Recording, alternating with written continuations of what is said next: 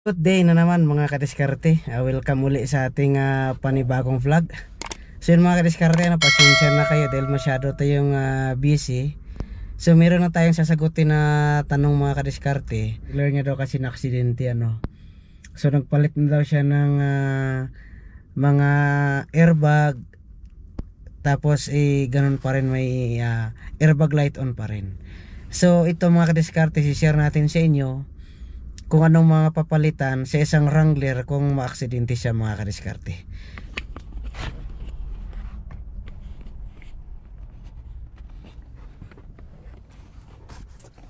Yan, so ito mga kadiskarte. Yan.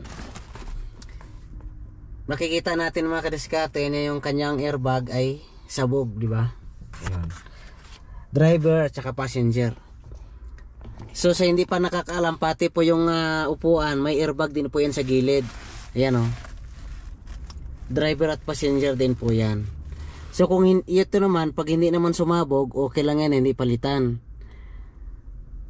Pero ang kailangan mo dyan palitan, yung kanyang passenger, airbag, driver airbag, at saka yung panel dito sa harap.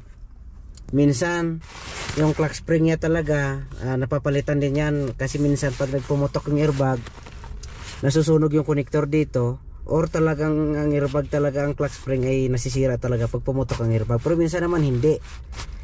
Tapos ang next na papalitan dyan mga kadiskarte, seat belt.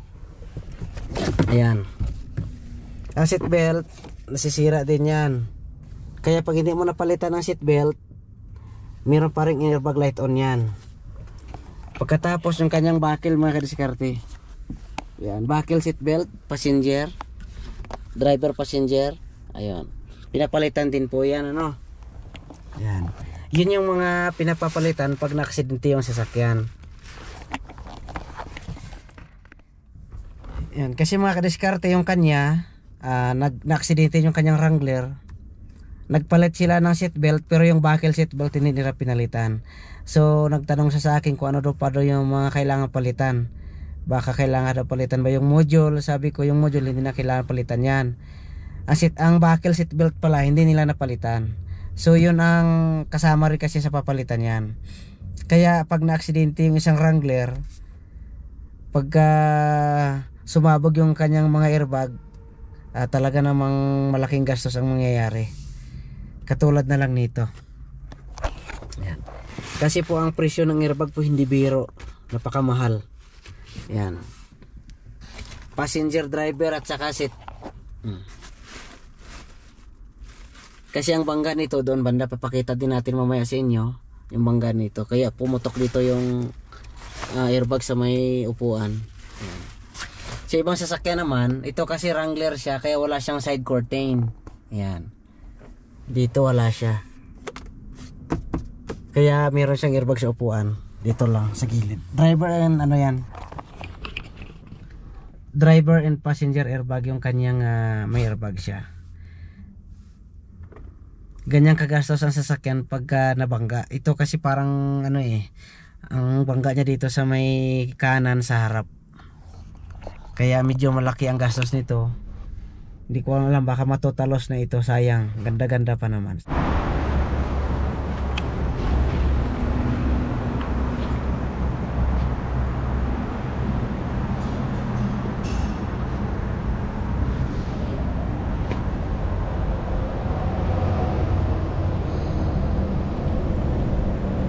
Yan yung baloktot.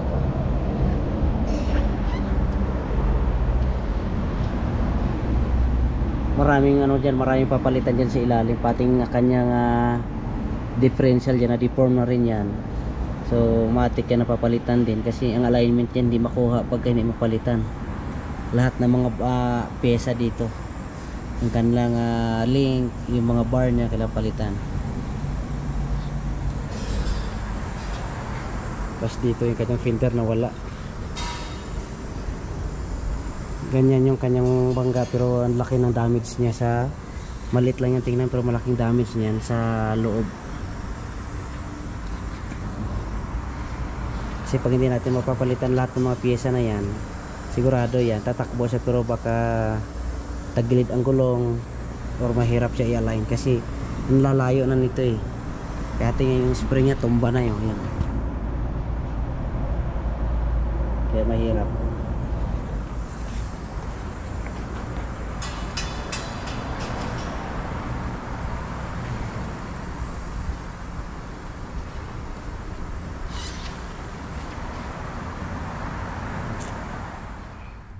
Ayun, so yun lang mga kadiskarte, ano. Maraming salamat ulit sa inyong lahat sa always support sa ating YouTube channel. So thank you very much and God bless sa inyong lahat.